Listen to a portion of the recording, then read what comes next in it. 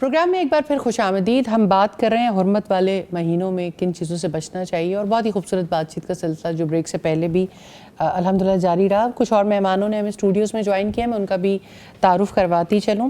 ہمارے ساتھ اسٹوڈیوز میں عطائشہ ہیں، عطائشہ وصال صاحبہ ہیں. ان سے میں کہہ رہی تھی آپ کے نام بڑے یونیک ہیں دونوں ہی.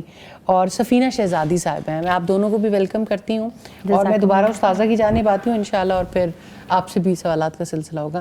استاذہ بہت امپورٹنس ہے، جیسے آپ بھی کہہ رہی ہیں اسلامی شریعت میں، کہ مال غصب کرنے کو سنگین جرم قرار دیا گیا ہے. لیکن ہم اپنی سوسائٹی میں دیکھتے ہیں چوری، ڈکیتی، مال کو ہتھیا لینا، کسی کے مال کے اوپر قابض ہو جانا، یہ بڑی عام پریکٹسز ہیں.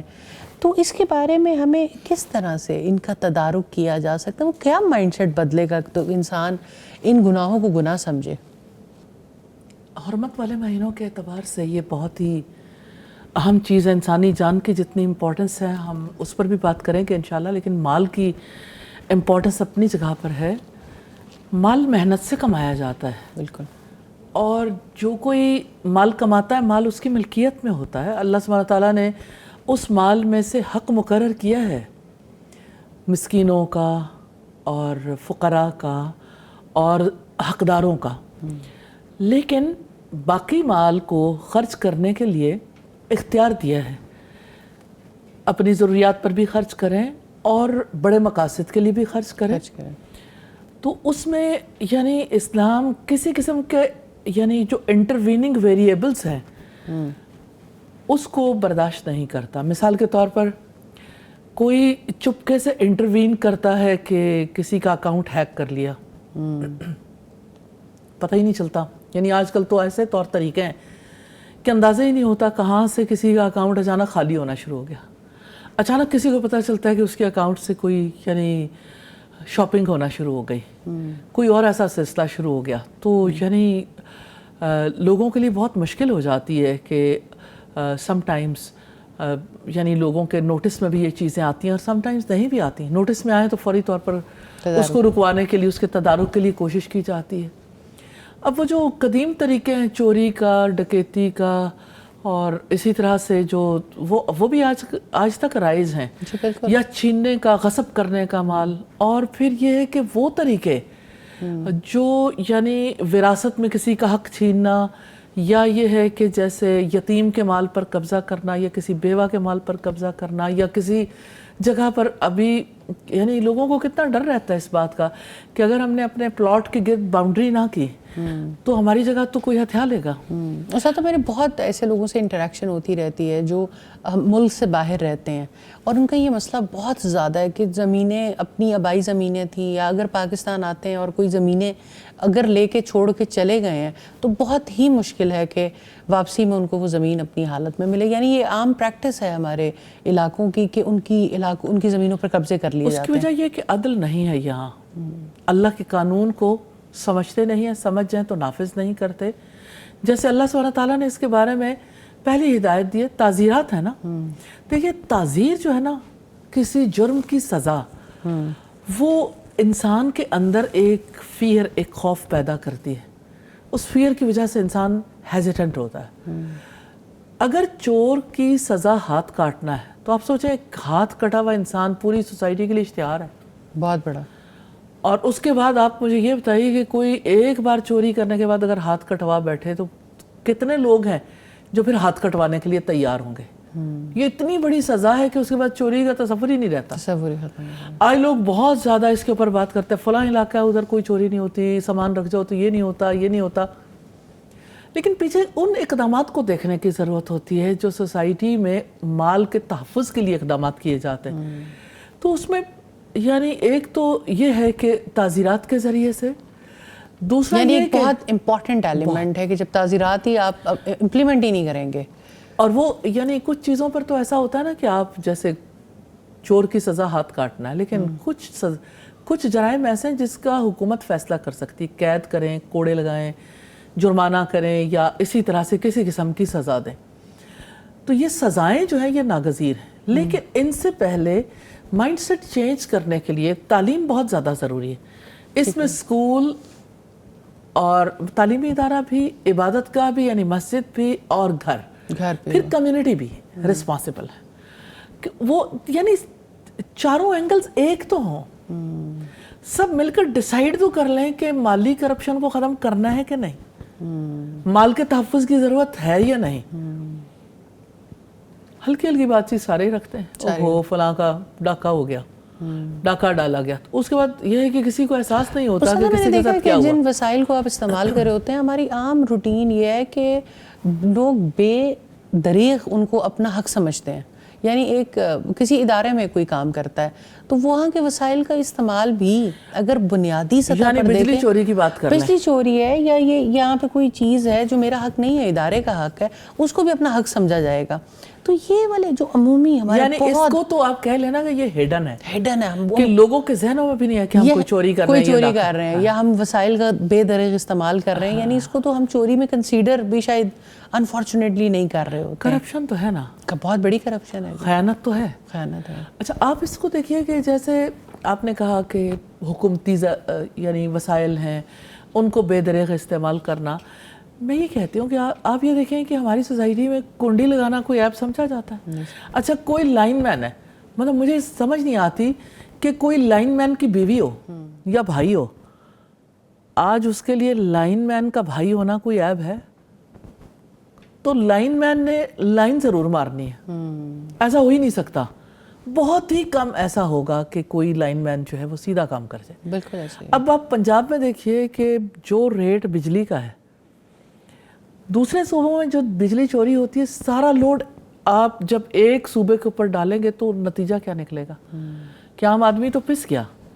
یعنی اتنا زیادہ، ایک تو یعنی ویسے چوری بھی کی، اور دوسری طرف یہ ہے کہ اس چوری کا وبال بھی ان پہ ڈالا جنہوں نے چوری نہیں کی. تو اس سوسائٹی میں عدل کے بغیر کس طرح سے یہ سب سلسلہ قائم ہوگا؟ عدل تو ہر جگہ پر ضروری ہے، جس کا جرم ہے سزا اس کو ملنی چاہیے نا. آپ اس جرم کی سزا بھی اس کو دے رہے ہیں کہ جس نے جرم نہیں کیا، تو نتیجہ کیا ہوگا کہ سب مجرم بن جائیں گے، سب کہیں گے کہ ہاں ٹھیک ہے. اور چوری کرنے والا جب اتنا کامیاب ہے تو لوگ بظاہر کامیابی کو دیکھتے ہیں، لوگ اسے سمجھتے ہیں کہ بڑا سمارٹ ہے. آپ دیکھیں ہمارے جتنے انفارچونیٹلی آپ کچھ محکمے ہمارے ایسے ہیں جن کے بارے میں ہر کسی کو پتا ہے کہ اس محکمے میں جانے والا کوئی شخص بچے گا نہیں. مثال کے طور پر ہمارے اریگیشن میں جانے والے ہیں، واللہ عالم کتنے لوگ ٹھیک کام کرتے ہیں، اللہ تعالیٰ بہتر جانتا ہے.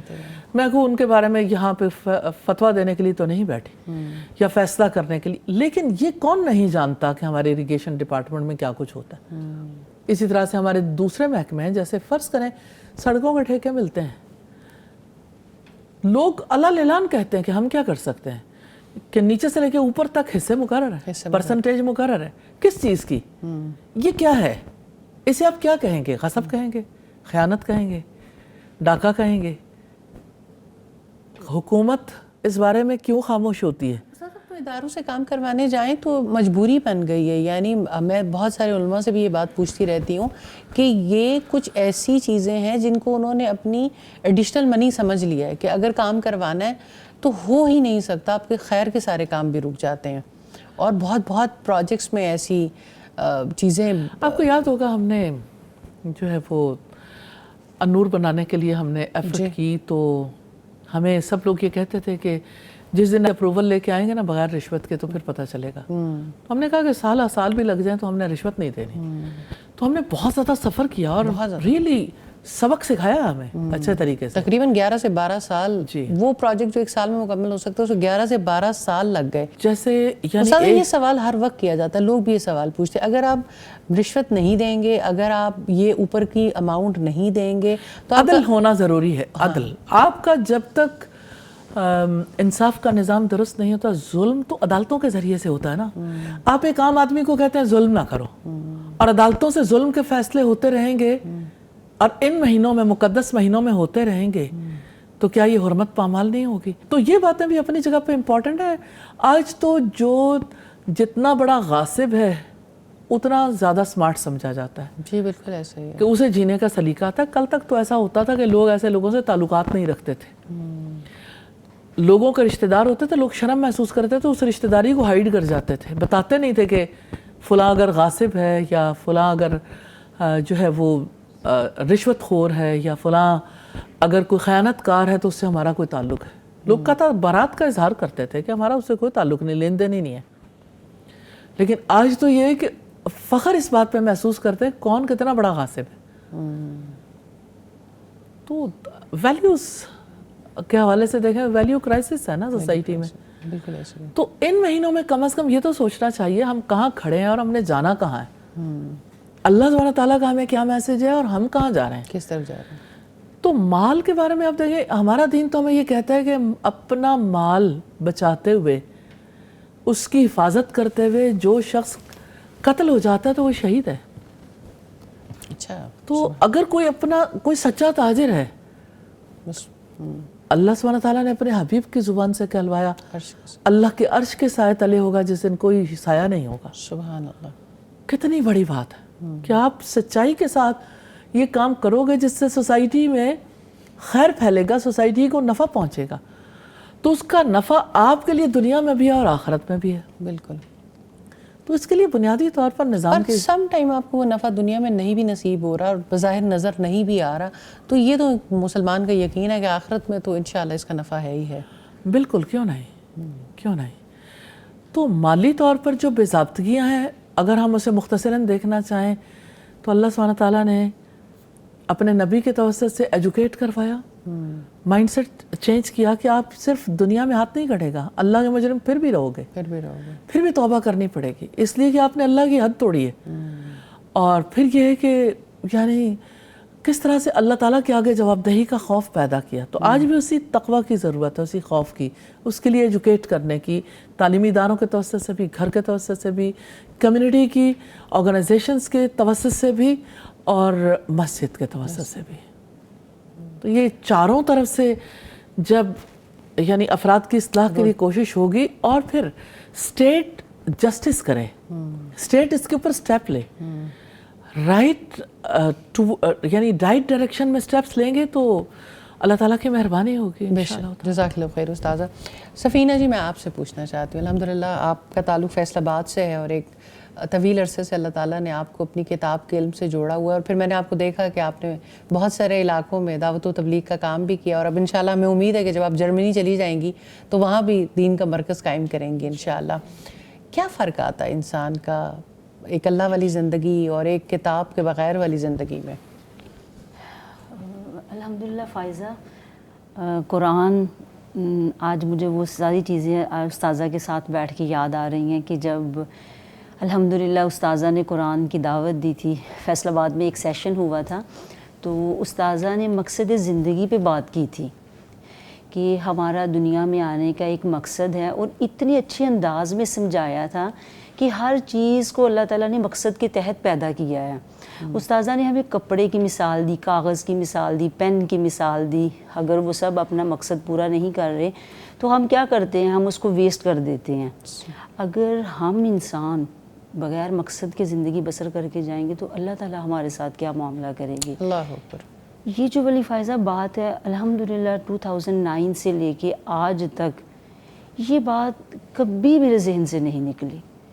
جب بھی الحمدللہ کوئی انسان ہے, جب بھی کوئی دین سے ہٹ کے کچھ ہونے لگتا ہے نا, اللہ تعالیٰ یہ بات میرے ذہن میں ڈال دیتے ہیں. سبحان اور الحمدللہ رب العالمین اس آیت نے الذی خلق الموت والحیات لیبلوکم ایکم احسن عملا, یہ آیت الحمدللہ ہر وقت ایسے گونجتی ہے. بعض دفعہ فائزہ ایسا ہوتا ہے کہ میں کبھی صبح اٹھتی ہوں نا تو یہ آیت پڑھتی ہی اٹھ جاتی ہوں. استاذہ نے یہ بات الحمدللہ ایسے ہمارے اندر راسخ کر دی نا, آج تک بھولی نہیں ہے. ماشاءاللہ. اور اللہ تعالیٰ سے دعا یہی ہے کہ اللہ تعالیٰ جہاں بھی لے جائے, جس ملک میں لے جائے, یہ چیز ہمیشہ یاد رہے اور اس پر ہم سب عمل کرتے رہیں. آمین آمین. بارک اللہ. ماشاء اللہ, بہت خوبصورت بات انہوں نے شیئر کی ہے الحمدللہ. عائشہ جی, قرآن نے آپ کی زندگی پہ بھی اثر ڈالا, کیا محسوس ہوتا ہے الحمدللہ؟ جی الحمدللہ باجی فائزہ, جب قرآن کو النور میں آ کے پڑھا, بہت میں نے ایم اے اسلامیات کیا تب بھی بہت سارے مضامین نظروں سے گزرے, لیکن پڑھنے اور اس کو سمجھنے کا انداز النور نے سکھایا. میں استاذہ جی نے سکھایا کہ کیسے آپ نے دنیا میں رہ کے آخرت کے لیے جدوجہد کرنی ہے اور آپ نے اپنے حصے کا کام کرنا ہے, اور کیسے اللہ کے نبی نے ایک جاہل معاشرے کو اتنا ایجوکیٹ کر دیا. اور آج اگر لوگ اپنی راہ بھول گئے ہیں تو ہم نے اپنی جدوجہد نہیں چھوڑنی, ہم نے اپنے حصے کے دیے جلانے ہیں اور اپنے لیے کوشش کرتے جانا ہے. پھر انشاءاللہ تعالیٰ قیامت والے دن عقدے کھلیں گے اور پھر نامہ اعمال دائیں ہاتھ میں آئیں گے جو جدوجہد کرنے والے ہوں گے. تو اب یہ چیز رکنے نہیں دیتی, بیٹھنے نہیں دیتی, اپنا رستہ کھوٹا نہیں کرنے دیتی, اور اس رستے پہ چلنے کے لیے حوصلہ اور امید ہمیشہ سے دل میں, یہ آخرت کے لیے جو جدوجہد ہے, جو حضرت آسیہ کا مشن تھا کہ اپنے لیے جنت میں ایک گھر بنوانا ہے, یہ لگن استاذہ جی نے ہمارے دل میں پیدا کی الحمدللہ. اور اب دوسروں کے لیے فکر ہونے لگی کہ خود ہی جہنم سے نہیں بچنا بلکہ اپنے اہل کو بھی بچانا ہے, لوگوں کو بھی بچانا ہے اس آگ سے جس کا ایندھن آگ پتھر ہے, انسان ہے. خود بھی بچنا ہے اور سب کو بچانا ہے. تو یہ لگن رات کو سونے نہیں دیتی. کبھی اس طرح نہیں ہوا تھا کہ دنیا کو دیکھنے کا نظریہ, ہم جی رہے تھے, بس زندگی گزر رہی تھی, زندگی ہمیں گزار رہی تھی, جینا استاذہ نے سکھایا. تو اب کہیں جائیں تو رب کی یاد نہیں بھولتی کہ ہم ایک مشن پہ ہیں. مشنری اپنے مشن کو کبھی نہیں بھولتا. یہ استاذہ جی نے روشنی ہماری زندگی میں لائیں, ہمارے ذہنوں میں لائیں, ہمارے دل میں لائیں. تو اللہ تعالیٰ اس سے جوڑے بھی رکھے اور ہمیں دوسروں کے لیے نفع مند بنا دے. اور یہ چیز کہ دوسروں کے لیے نفع مند کیسے بننا ہے, یہ استاذہ جی نے سکھایا. ورنہ ہر کوئی اپنے نفع کے بارے میں سوچتا ہے, دوسروں کے لیے کوئی بھی نہیں سوچتا. تو الحمدللہ اب جینے کا مقصد سمجھ آ گیا ہے, تو اللہ اس پہ چلائی بھی رکھے اور ہمیں دوسروں کے لیے نفع مند بھی بنا دے. آمین. جزاک اللہ خیر. بہت خوبصورت بات چیت آپ نے بھی کی. استاذہ, جو بھی آ رہا ہے ماشاءاللہ آپ کی بہت پرانی طالبات ہیں یا ایسے ساتھی ہیں جو ساتھ کام کر رہے ہیں, سب ایک بات پہ بہت تذکرہ کرتے ہیں کہ مقصد زندگی, یہ کس طرح سے آپ کے دل میں ہر وقت یہ بات رہتی ہے کہ لوگوں سے ان کے مقصد زندگی پر بات کی جائے, اور مقصد زندگی کو سمجھنا اتنی بڑی چیز ہے کہ انسان کی زندگی بدل جاتی ہے. بڑا انٹرسٹنگ ہے. یہی آیت جو ابھی سفینہ بھی کہہ رہی تھیں, خلق الموت والحیات لیبلوکم ایکم احسن عملا, کہ اللہ سبحانہ تعالیٰ نے موت اور زندگی کو بنایا ہی اس لیے تاکہ وہ یہ دیکھے, تمہیں آزمائے تم میں سے کون سب سے اچھا عمل کرنے والا ہے. تو ہر اچھے عمل کے لیے اس عمل کے پیچھے گول سیٹنگ ہوتی ہے نا, مقصد ہوتا ہے. جیسے اللہ سبحانہ تعالیٰ نے ہمیں بنایا تو ہماری زندگی کا مقصد بھی متعین کیا. مجھے بڑا اس بارے میں یعنی میرے اندر کھوج تھی کہ اللہ سبحانہ تعالیٰ نے پھر ہمارے مقصد کی بات کہاں کہاں کی. تو اتنی انٹرسٹنگ ریسرچ ہے, میں نے پھر قرآن کا اس اینگل سے مطالعہ کیا. سبحان اللہ. کہ میں قرآن مجید کو پڑھوں اور ہر رکوع میں سے دیکھوں کہ کہاں کہاں مقصد زندگی کی کیا بات ہے. تو آپ امیجن نہیں کر سکتے کہ قرآن مجید میں کتنے خزانے ہیں. اور میں نے قرآن مجید سے وہ جب موتی چنے الحمدللہ, تو یعنی آلموسٹ یعنی ہر رکوع میں مقصد زندگی کی بات ہمیں. اور ساتھ آپ کی ایک تفسیر بھی ہے, مختصر کتاب بھی ہے جس میں آپ نے سبیل النجات ہے نا, سبیل النجات کے تو نام اس میں جو 7 پوائنٹس اس میں ایک مقصد زندگی کی بات ہے. لیکن یہ ہے کہ پورے قرآن سے, پورے قرآن, ہر آیت اور ہر رکوع سے ماشاءاللہ, ہر رکوع سے الحمدللہ, اور دنیا سے ریسرچرز تو اس سے بہت فائدہ اٹھاتے ہیں. جی الحمدللہ. تو اس میں یہ کہ دیکھیے اگر کسی چیز کا کوئی مقصد نہیں ہے نا, یعنی اس کی تلاش سب سے زیادہ تو آپ کے اندر تھی کہ یہ کام آپ سے اللہ نے لے لیا الحمدللہ. مجھے کیوں لگتا ہے کہ اللہ سبحانہ تعالیٰ کی کہی ہوئی جو بات ہے, اللہ سبحانہ تعالیٰ نے جو راستہ دکھایا ہے, ہر ایک چیز ایسی ہے جس میں غواصی کرنے کی ضرورت ہے. کہ آپ اندر اس کے جاتے ہو, پرت پرت کھلتی چلی جاتی ہے اور آپ حیرت زدہ رہ جاتے ہیں کہ ہر جگہ وہی بات ملتی ہے, ہر جگہ وہی بات ملتی ہے. اللہ تعالیٰ قبول کریں ان تمام کوششوں کو. میں اپنے مہمانوں کا بہت شکریہ ادا کرنا چاہتی ہوں. عائشہ صاحبہ آپ کا بھی اور سفینہ آپ کا بھی اللہ تعالیٰ آپ کو اپنی خیر و برکت میں رکھے. انشاءاللہ بریک کے بعد کچھ اور مہمان جوائن کریں گے. ایک مختصر سے وقفے کے بعد دوبارہ حاضر ہوتے ہیں.